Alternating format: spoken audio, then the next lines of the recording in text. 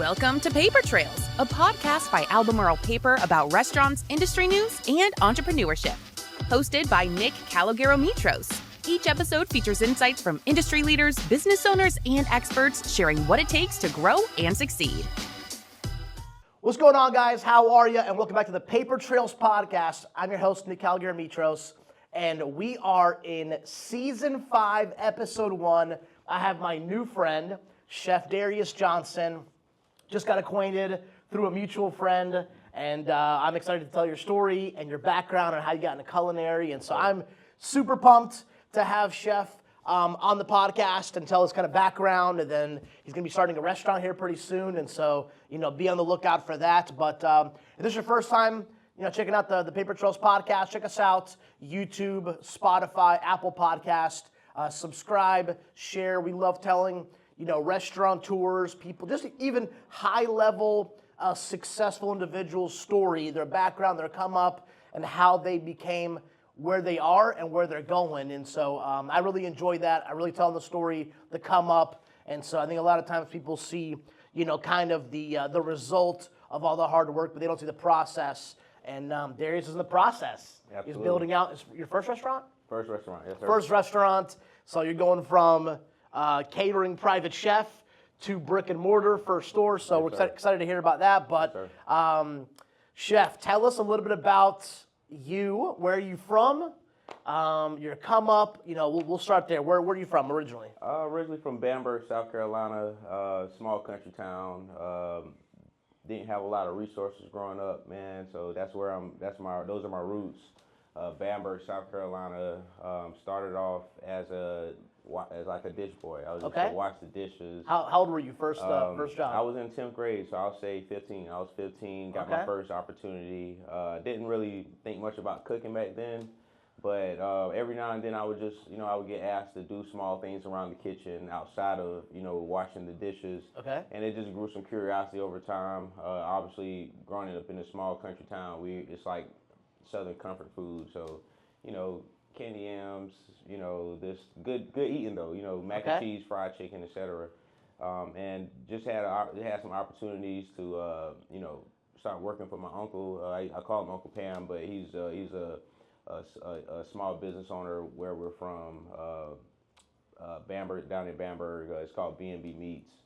So we had some opportunities to cook, growing up, and as time progressed, he gave my first job opportunity. But as far as school goes, I would pick up some extra credit by cooking Spanish dishes, for like my Spanish class, and home economics. Like we would take, buy certain food, take to school, cook, prepare the food or whatever. Yeah. And, I remember. And one of the things that I always resonated with was the reaction, whether it was the teachers or whether it was the students in the school. Like, I got a lot of attention from that early on. Okay. And didn't really care so much about the attention, but I loved the reaction that came along with people trying my food for the first time. And keep in mind, I'm 14, 15, 16 years old, so got a lot of good feedback early on.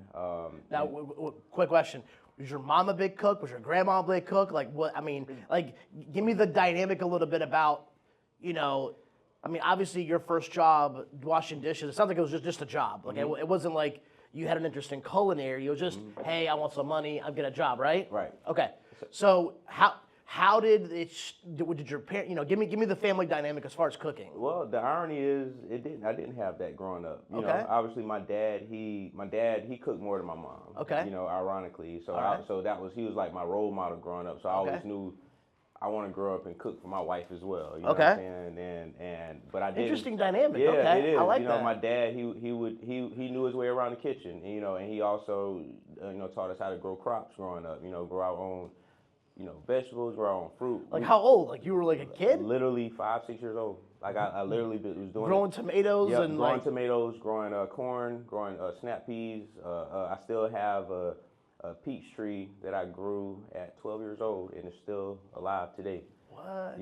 So that's a blessing. I still, anytime I go to Bamberg, South Carolina, this time of the year, obviously it's cold outside, but when the spring hits, I'm always going out there to make sure I check on my peaches. Okay. All right. So Dad was kind of the inspiration. Yeah, Dad What's Dad's favorite dish or Dad's best dish was Dad what? He used to make this squash casserole growing up. I used to love that casserole. I never made it right. Even to this day, I still never made it right, you know, but my dad, he really could cook. He can cook really good. Ironically, Okay. like I used to be shocked at how good he could cook. So he was kind of like the blueprint, right? And then when Mr. Pam offered me the opportunity, him and Mr. Pam were really good friends. So, you know, I would just pick up after school hours, maybe make $75 a week, but it wasn't about the money. It was just about the opportunity for me. You know, I would leave basketball practice or before basketball practice, and I would go right there, make a few hours, you know, 3-4 hours. So, you know. So, was that a meat processing place? Yes, it was. Okay. It was. So it was half of the store was a meat processing place and, you know, packaged meat.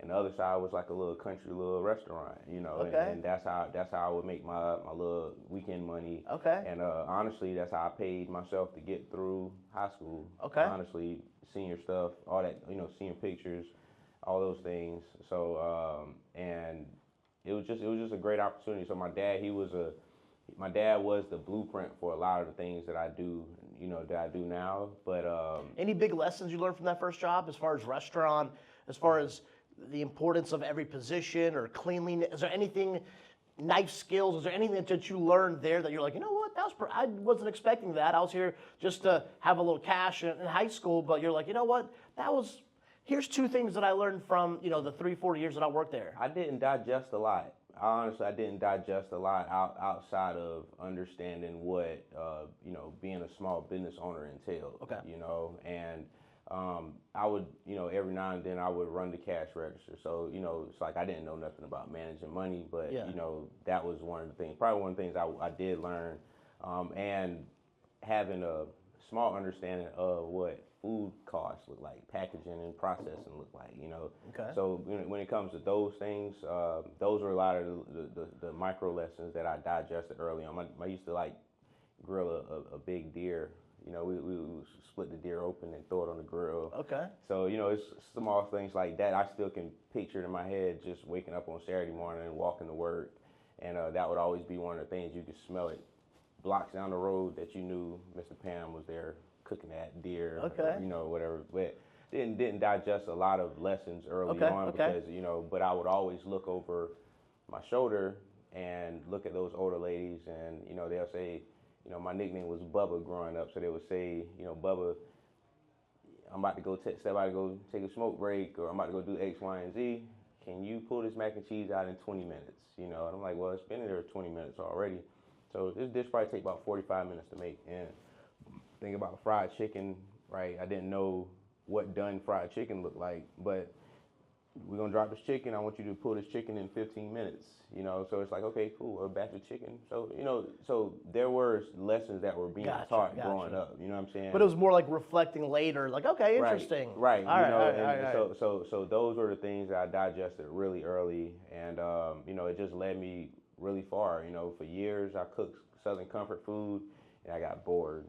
And I said, I need to start touching some food that really motivates me, right? Okay. So before the cooking became a thing, I grew up being an artist. I was an artist growing up. I used to draw a lot, paint a lot. Okay. So that was my introduction to art. Food is a form of art, right? And so that was my introduction to art in general, is drawing, painting, and then eventually it translated into hospitality. Okay. Right. So, but I always had a passion for, you know, service. You know, and hospitality is always super big priorities for me. Serving people, helping people, that was always my thing. And eventually it translated into an obsession for culinary. Okay. Yes, so you finish high school. Do you go to culinary school? Do you go to regular college? Like, you know, give us a little context. A week after graduation, I joined the Army. Okay. Did you know that you wanted to go in the military or no? Okay, so you knew. I joined the military March 16th, 2010. Okay. And I shipped on June 5th, 2010. Okay. Literally 7 days after we graduated, and that was kind of like my wake up, it's America thing. You know, I did basic training, did AIT, came back home, started college. Thought college, I was in the National Guard at the time. I thought college was the thing because that's where all my friends were at. South Carolina State, and but it eventually ended up not being for me, right? Okay. So I started exploring different opportunities within the National Guard that I could do to advance my career. Okay. And I would volunteer for deployments. I never got called up for a deployment. I would always say, I want to go do that. And I got on 2012, went to Afghanistan, Shindan Air Base, stayed there 2012, 2013, came back 2014, started just working back, a regular civilian job. And 2015, I got shipped to Kuwait. And that was my last tour. Okay. And so I got a chance to see some foreign lands really early, right down. So a lot of things you see happening now, these are things that we put in motion back in 2012. Laying in a bunk bed, pitch black dark. Got a flashlight, but I'm just writing down my goals. So a lot of the things that I'm doing now, they are a reflection of the choices that I made, the sacrifices that we made while being in the military. So saw some really cool things. I got 3 combat tours under my belt before I was 25 years old. Very cool experience. And I encourage every man, every gentleman to, once you leave high school, you don't have to make it a career, but it is a good stepping stone for wherever you want to do in life. Yeah. It's just a great stepping stone. So what are some things that military? structure. I know that you hear a lot, and just so you know, I'm Greek by ethnicity, and in Greece, all males are mandatory. I don't know, a year and a half. Yeah, listen, I think this is just I've never been, but this is kind of what I'm speculating. Just starting businesses and going through all that, man. I'm sure the things that you learn, the discipline, listening, servitude, gratitude. All that's got to be instilled, man. I'm assuming. Yes. So starting with just structure, right? I didn't have a lot of structure prior to joining the military. Was your dad right? military? Everybody in Okay. I say 90% of the males in my family. Okay. Deceased or alive, they at least served a term in the service. Okay. So it was kind of like a family tradition, unspoken family tradition. Thank you for serving, by the way, right. too. Thank you, man. I appreciate that. So I was able to see some cool things early, digest some lifelong habits that you can use in any career. Amen. You know what I'm saying? Amen. So it's but I think that when I look back on it, it's I don't think I could survive in the kitchen the same way, because I look at the kitchen like a combat zone now. Yeah. Right. It kind of is. It is when you got pots banging, people are yelling. The stress.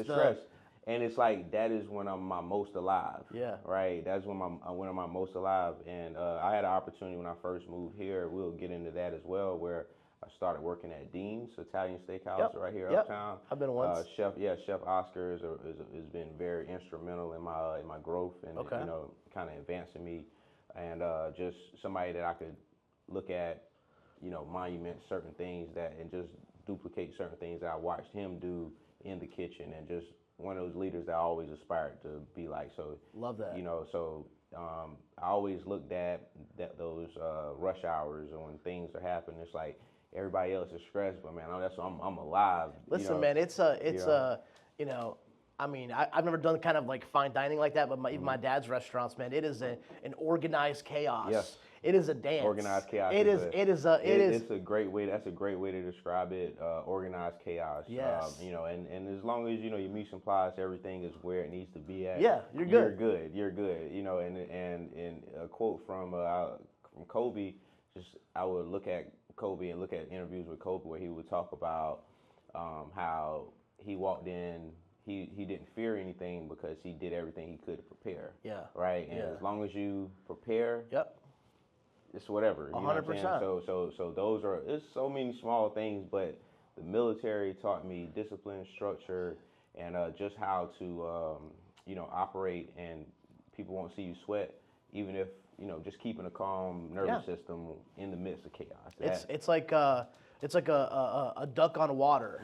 Above water, cool, calm, and collected. Under the water, we are paddling for our lives. Right, okay. absolutely. No, I love that. I love that. I agree with that. I think if anybody just doesn't know where to go after high school. I mean, and obviously there's a lot of different range of people that see this, but man, I do think military is an option for Absolutely. a lot of people. So, okay, military, deployments, goals, structure, you're learning, okay, you come back, okay. Did you know that you want to get into culinary when you give me, like, how did you know, what was your first job back? When I first civilian job, like, give us some. When I first came back, I got offered a job. I had a Major Simmons called me out of the blue. I was working a civilian job. I was working at the hospital, doing a supply, like just restocking the pieces machines. Okay. Got a call mid-shift from Major Simmons that about a petroleum refueling aircraft refueling position at McIntyre Air Base, and he reached out to me, offered me the job, and that was like now I'm a full-time soldier. I went from being a civilian again to now I'm back again being a full-time soldier, right? Did that for 2 years, and eventually we started scouting out opportunities for, real estate opportunities for opening a healthy concept. This was Columbia, South Carolina. Okay. We scouted out just different buildings, and eventually we landed an opportunity where I started selling. I told you a lie, I opened my first restaurant at 27. Okay. Right, so this was pre-pandemic. Okay, so you knew you wanted to get in the restaurant business. I knew. Did you know that you wanted to get it while you were overseas? I mean, was that always the goal? That was always the goal. So the restaurant was always the goal, but we didn't know what we wanted to do. We always thought we were just going to have the best soul food in South Carolina, right? But I also look at all the disadvantages of eating a certain kind of food, right? And I knew that I wanted to be healthy, right? So eventually we pivoted away from the soul food concept, and we said we're going to do something healthy. So we started the Groove Smoothie and Juice Bar. This was 2019, November, and that was centered around music. And so if you think about Stephanie Mills, Frankie Beverly, the Whispers, the Manhattans, these are old school groups that I grew up listening to. Okay. We need to back up some more. Because I was going to say, I've never heard of any of these people. Okay? We need to back up some more because along with cooking growing up, I would also deliver the newspaper on the weekends. Right? So upon delivering the newspaper, we used to listen to old school music. My mom and dad, they're older, right? So we used to listen to a bunch of old school music, Nita Baker, Stephanie Mills, Glenn Jones, the list goes on. Like I can talk about old school music all day. Okay. So the musical concept came from that, right? So we were built around wellness, built around music. Okay. Right. And eventually, when the pandemic hit, I'm sure you experienced some woes as well, where we eventually pivoted out of that space, and eventually it became where, okay, I'm going to give myself 5 years to really learn this industry, right? This was 2021 when we pivoted away from that particular location. What'd you learn from that? Like the whole juice thing. Oh man. So I'm gonna definitely say one of the biggest things is nobody doesn't care how good your product is if they don't know where to find you. Yep. So marketing is one of the main things that I took away from that. Right? Sorry to interrupt you, but one thing I wanted to mention on that is I was listening to a podcast one time, and this successful billionaire said the reason why you don't have more business is because of obscurity. People just don't know who you are or what you do. Right. Get your name out there. Absolutely. People need to you need to, and the same thing why we do a bunch of marketing. I have a newsletter. We're on LinkedIn. We're on Instagram. We're on Facebook. We do a podcast. Everything. You know what I mean? So. You're right. You're 100% right about that. Yep. So food costs was probably my biggest thing also, because you can hit the revenue goal, but it doesn't matter if you spent more than half or way more than half. There's gross and there's net. Right. And gross doesn't matter. Net is all that matters. And if you don't know what is going out that plate or what's going in that cup, if you don't know the amount of product that's going in there, then I had a chef tell me when I worked in Atlanta that you're just having fun selling food. When he gave it to me that way, it's like, oh wow, okay, so revenue matters less than if you don't know how much money you're making, how much that product looks like, then you're just having fun, right? Selling food. So when I was given that advice, it's like, okay, now I know I need to go a little bit more, be a little bit more understanding about what I'm selling, how much that product is going out that door, going out the window, and also not giving people anything for free. Yeah. Right. We grew up just having just such a generous heart that you like, oh, I got you. Don't worry about it. Oh, I got you. Don't worry about it. It's hard to do. Right.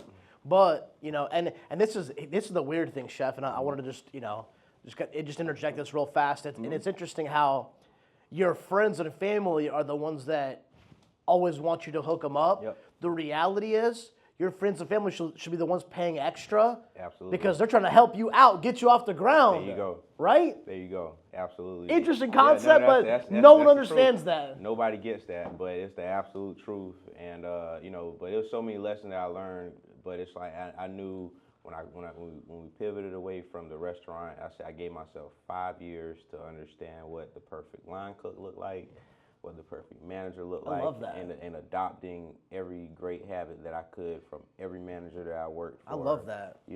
Like that was my biggest lapse in business, was understanding what I needed to be in order to be a successful business owner. Amen, right? dude. And if you don't have that as a blueprint of learning what that line cook looks like, the do's and the don'ts, right? Yeah. But it's like, that's just being honest. Like, when I look back at my military days, it's like I was a good soldier, but I wasn't always the best employee, right? So, and it's like there were things that I had to habits that I had to kick in order to advance to the next level, right? So, all of these things were happening. I was doing all this while I was an active duty soldier, right? I opened this store. I'm an active duty soldier. I'm a full-time dad at the time, and it was hard. Your plate was full. Yeah, it was hard, you know what I'm saying? And it's like, but I look back and it's like, I don't regret none of it, because everything that's happening right now shaped me up from those setbacks, those shortcomings. Like I said, I think my first year, we started out just selling juices. And I thought I was doing good because people were running through the door, and I had somebody fine comb through my finances and everything, and I was negative 37,000 my first year. Thought I was doing great. I'm in the hole. I'm digging, And then when I went through line for line, I started macro counting my meals, macro counting everything that was, everything that was going out the door, and that's when the next year we made $250,000. Nice. And I still think that if I would have applied that fundamental from the jump, I probably could have advanced a lot farther. Yeah. But it all shaped me up to be who I am today. What an awesome lesson to learn, right? Yep, and then here's the other thing that I like, Chef, that I think everybody needs to take from this is, you told yourself, I'm gonna give myself 5 years to learn everything. Okay, it wasn't 5 hours, it wasn't 5 days, delayed gratification. it wasn't 5 weeks. Yes. It's like some things will just take time. Absolutely. I know we want them fast. I know you want the Lambo. I know we want the six-pack abs. I know we want the everything so fast. Yeah. But that's not how it works. Yeah, it doesn't work like that. It doesn't. Yeah, it doesn't work, and you learn a lot about yourself when you open a business. Yes. You learn so much about yourself. You learn you can. If somebody's not spotting your weaknesses, then you're not growing. That's just my personal opinion. If you don't have people around you that can spot out your weaknesses and, point out those spots where you need improvement on, then you kind of stay there. So eventually, when I got out of the military back in 2023, that was my last year, and pivoted to Atlanta. I worked for the Braves organization for some time. Okay. Right. So I was Braves fan? I'm not a Braves fan. Okay. Right. But I watch it every now and then. Okay. So I wouldn't call myself a fan. But I had some opportunities to work there at the Truist. What was that like? It was cool. It was my first time getting spat in the face as far as like not literally, but okay. Just, I was about to say. Somebody saying somebody pointed out every single thing that was wrong with me. That was my first time being critiqued in the culinary world. How did you take that? I didn't like it. I had a chef that flew in from Boston to try my food, and I thought I knocked it out the park. Everything was great, and he went through. I got critiqued on my sauces, the consistency, the temperatures. I'm getting critiqued on every single thing, and he basically said, "You're just a glorified line cook. You're not ready for this particular position." Right? I left, came back, still got hired. Right? Still got hired. Okay. And I told them every single thing that I needed to work on, and they advanced me. That was my advancement, because a lot of people are so proud. They think, well, I'm not good at this, I'm not good at this, and they stay there, right? Yeah. Me, I'm like, man, look, I need help with my knife skills. I need help understanding food costs, and these guys walked me through line for line. Eventually, I transitioned from Atlanta. I moved here. My dad got sick, prostate cancer a few years back, and I said, well, I need to be a little bit closer to the Carolinas. So I ended up moving here. Took a position at exec soup position. These are all positions that I was not qualified for. Okay, quick question real fast. I want to double click a little bit on the Atlanta thing. How long were you there for? I was there about 8 months. I stayed there about 8 months. When I was finally getting settled, I was there a year, but I worked for the Braves about 8 months. Okay. What are a couple of the biggest things that you learned there? Corporate catering. Corporate catering. Corporate catering. Which is different than regular catering. It's different. I'm talking about when you think about banquets. I was working with like the banquets, working in the banquets and stuff. And I thought big events? Yeah, big events. 800 people a day practically. You know what I'm saying? This is off season as well. So I'm thinking that I was doing something big by cooking for 50, 60 people. And then when somebody puts you in front of that and they show you how to cook at that volume, that opened my eyes up to more like, okay, I can do a little bit more than I thought I could. Yeah. Right? I do need to get more people around me that see this vision as well.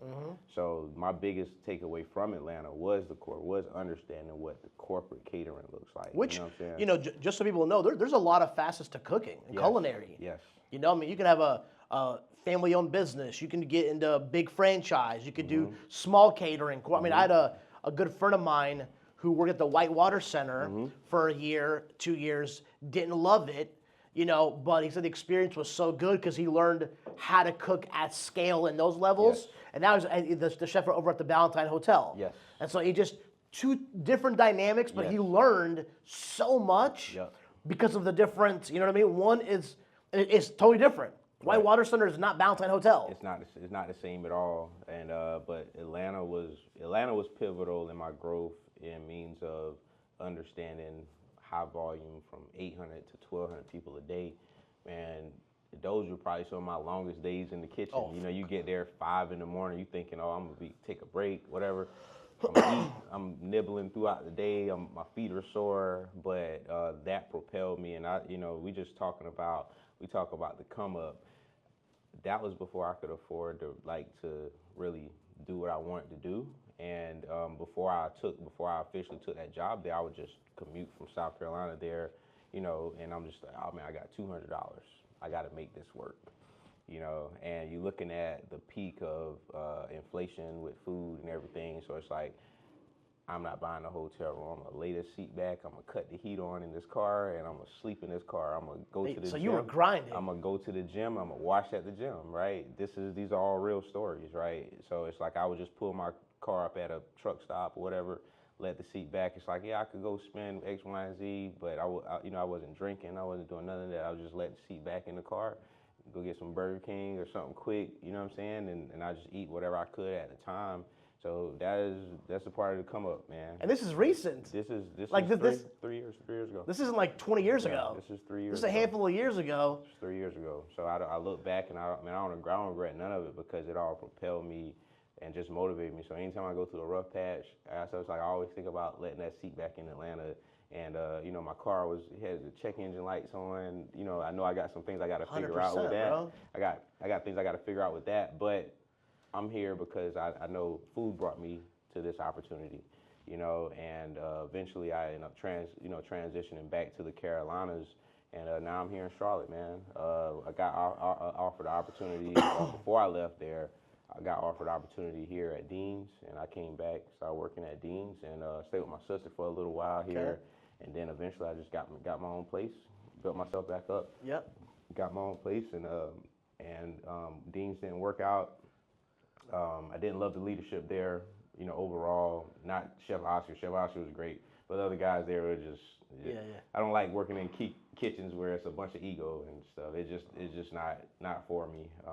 And eventually, I started getting those calls, messages from NFL players. That's how it started, right? I had this guy that was playing for the Chicago Bears, but had a family that lives out here in Lake Wylie. Okay, yeah. Lake Wylie. Yeah. So, started doing that, and then. So you transitioned from high-end restaurant to more like personal chef. There you go. And so, and that wasn't the plan. Yeah. It just kind of happened. It kind of happened, right? And eventually, I started talking to those guys, and that's when my work started. It started improving as far as like plating and stuff. And now you got these people reaching out to you on Instagram and saying, "Hey, we see your work," And that's when a player, he plays for the Lakers now. I'm not sure if I can say his name or not, but plays for the Lakers now. Started here. I got an opportunity for him. They put me on retainer, and that propelled me to other players. Okay. Right. Started being more appealing to other players, and it just grew from there, man. I think the fine dining. I'm taking everything and I'm looping all to one big lesson. Yeah. From corporate catering, understanding that now I have my own independent business that I can put those lessons at, right? And then when you talk about fine dining, like Dean's is a good restaurant in means of if you were starting your career and if you were like I was working a position that I had no business working. Looking back, I had no business working that, but I think that the people I was around, they saw my hunger for food, right? And I'm also somebody that's not scared to discuss my weaknesses. You can't pick at me about something that I already know that I need to work on. Eminem style, right? Right, so it's like, he's not qualified for da-da-da. It's like, that's the whole point, you know what I'm saying? That I'm here to get better, right? And I think that people admire hunger more than they admire what's on your resume, you know what I'm saying? So, but also, we talking about the military as well. It's like, man, nothing is going to sharpen you for the real world, like going in the military and understanding the leadership at the highest level, right? Mm-hmm. It would be so many sergeant majors, colonels that are still my best friends today that I adopted so many leadership traits from. So it's like, I might have the skills of a line cook, but I got so much leadership traits from just being in hostile environments that you loop all that together, then you got the perfect cook, right? Everything about culinary can be taught. So it's like, don't let nobody tell you anything different. I learned all my sauces, everything, no culinary school, just staying up to 2 in the morning, 3 in the morning, figuring it out. This is something I want to do. I need to perfect this sauce. Well, here's the man. First off, there's so many good things that you said there.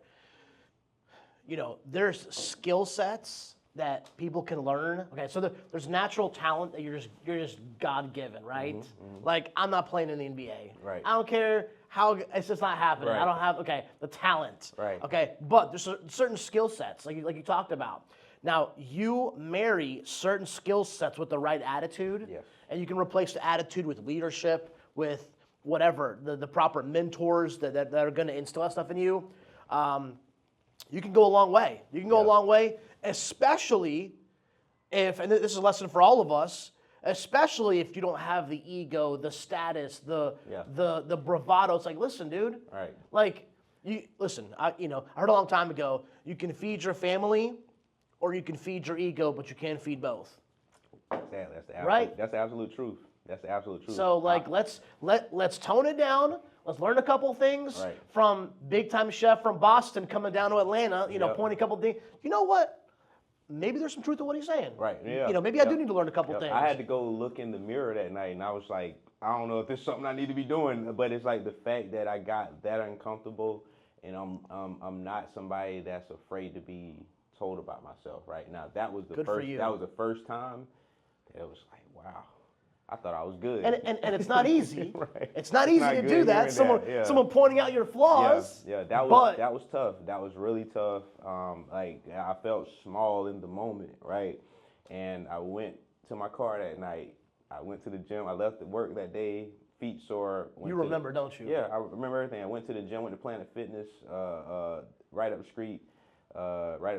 Went to Planet Fitness, cleaned myself up, washed, got myself together, let that seat back. I was like, all right, it was a 2-day interview, right? And the second day I walked in there with utmost confidence, chest out, just thinking just knew I was about to kill it. I got told off again, but at the end of the day, I got told I had the job. They told me everything they were out of plan and said we're gonna work on all these things, right? And it just propelled me to want to, the fact that I got people that's invested in me and they want to see me grow. They see my hunger, right? Yeah. That stuff you can't put that on a resume. You can't put that on a resume. And those are things that propelled me to like want to be the best I could be. I told the guy, I said I want to be the best chef in Atlanta. I said I want to be the best chef in Atlanta, and that's when I really realized followers don't matter, likes and comments don't matter. None of that stuff matters. How good are you at cooking?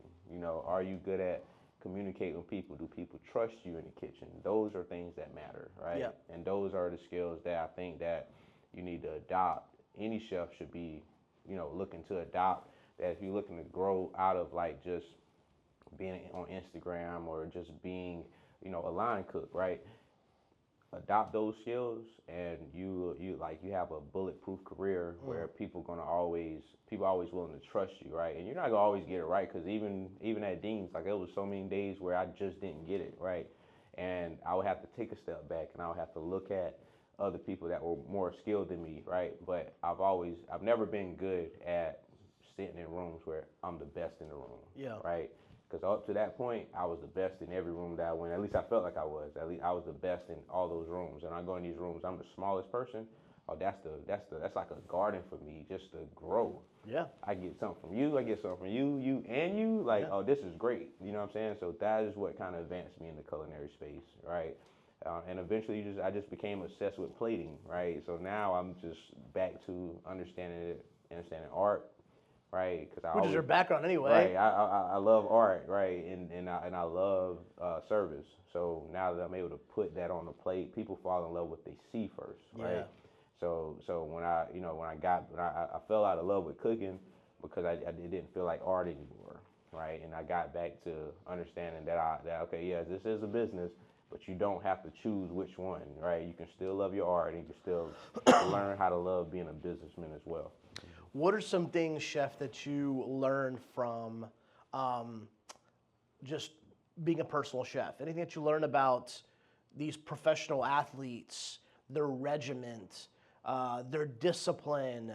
They're just regular people. I don't know. Like, I mean, is there anything that maybe stand out to you? They're like, you know what? Like, okay, I've cooked for a half dozen, different people. Mm-hmm. They're all professionals in their field. Okay, well, we're all professionals in our fields, right? Depending on if you've studied the craft and you're, top of it. Mm-hmm. Anything that you learned from that experience? Yeah, I definitely learned about so I'm not a dietitian by far, but I got in my best shape by holding these guys accountable. It put me in a position where I had to hold myself accountable. Okay. Right. So and just understanding low fat oils and cooking with certain butters and stuff like that. Like, it's just certain things from that aspect that it's like, even counting out the macros and everything, understanding the true meaning of counting macros, right? But outside of just the food part, just teaching myself patience again, right? Because I had to truly learn patience again, right? And but I fell back in love with the art of it again, right? So that's probably my biggest takeaway is, understanding that whatever these guys eat, that's what's there. It's going to show up on the court. You know what I'm saying? And for me, it's like I said, it's like now that I'm responsible for your nutrition, I'm in a position to hold myself a little bit more accountable, right? And it's like I never really was a person that did a lot of eating out or nothing like that, but I was always somebody that, I love going to the gym, right? But it wouldn't always translate into diet, right? You might have a day where I want a Shake Shack. Shake Shack is good, by the way. Yeah. Right. But it's mostly that, just understanding nutrition and just building those relationships with the Hornets organization as well. You know, building those key relationships with the dietitians and the performance coaches and stuff like that. Because you'll see a guy like Melo or somebody like that go down and they get hurt, and it's an injury that could have been possibly prevented by not eating anti-inflammatory meals, right? So it's like, all right, cool. Well, I know I'm not cooking for this guy, but I need to make sure I'm staying on top of this because of, you know what I mean? That's a good point. Right. So it's like, it's just that, and it's just making sure that these guys are hitting a certain amount of protein per day to prevent injury as well. Yes, sir. Love that. Okay. All right. Let's talk about the restaurant coming up. Okay. Let's talk a little bit about the concept, the restaurant. You know, when you're getting the keys this week. You know, so in a handful of months, 3, 4, 5 months, we should see it. You know, so give us a little bit about the concept, the inspiration behind it, what kind of food it is, and what people have to look forward to. Sage and citrus coming soon. It's kind of monumented around fruit and herbs, right? And just thinking about the health properties of all herbs, all fruits, right? Food is going to be centered around smoothies, healthy salad bowls as well. So if you picture Kava or one of those high-end chains like that, it's all monumented from what we talked about with my original juice bar concept, right? And we had this particular smoothie. It was a blue smoothie. It has blue spirulina. Blue spirulina has so many health properties in it. But I grew up a Nipsey Hussle fan, right? Nipsey Hussle is one of, and so whenever I drink that smoothie, we made that smoothie when Nipsey Hussle passed away. Okay. So it's so many different small things that fuel me. I grew up listening to Nipsey Hussle, the Marathon. That smoothie was originally named the Marathon, right? As in keep going, right? Yep. Don't stop, keep going, right? And just now considering that I've been through military, I've beat depression, I've beat suicidal ideation, I've overcome all of these things, right?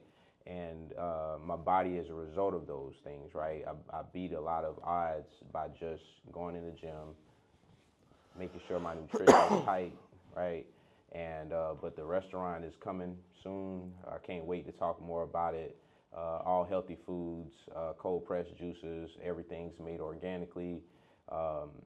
Man, it's gonna be big. I cannot wait. Camp North End. Definitely looking to add some value to that area as well, as far as the healthy options for sure. And honestly, just looking to grow from Camp North End. Camp North End is a good community. It's a growing community over there. But when I'm thinking long term, I'm thinking about the big picture. I'm thinking drive-throughs. So we can looking a little bit less at Burger Kings and a little bit less at Chick-fil-A's, but really healthy foods, right? No refined sugars, no processed anything, just everything made fresh, made organically, and pushing that product that people can truly benefit from, right? Tropical smoothies was always great. I grew up, doing tropical smoothie. I still support tropical smoothie every now and then, but understanding that a lot of those places are loaded with sugar, refined sugars, and that's what your body ultimately craves, the sugar. It's not craving the nutrition, right?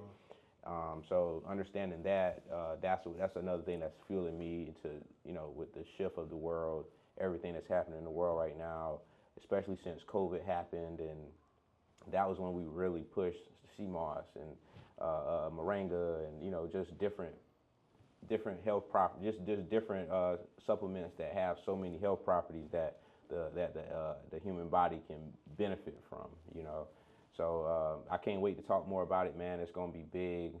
Definitely looking to bring more. I want to see a lot of the NBA players and the soccer players and the baseball players, everybody that's here, football players, everybody that's here.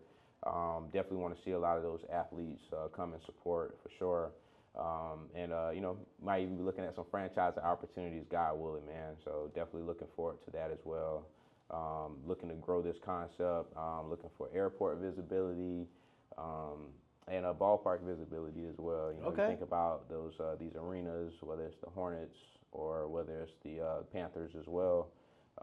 Looking to expand and grow in that area, and you know, maybe possibly partner with some of these organizations for sure. Love it. Okay. All right. Parting thoughts. Okay. We're a handful of days into the new year. Okay. This is a great time to reflect on last year, on last quarter, on your life in general. You know, obviously, I mean, it's been 5 years since COVID, which is nuts to me. Yes, yes. But what are some thoughts on people that want to have a good year? People that want this year to be different than last year? You know, military. I mean, it sounds like you've just learned a lot, right? And just, you know, you're, you know, mid-30s. You've figured some stuff out. You've learned a lot. Setbacks, valleys, peaks, a lot. You know, military, the whole thing. Just from your perspective.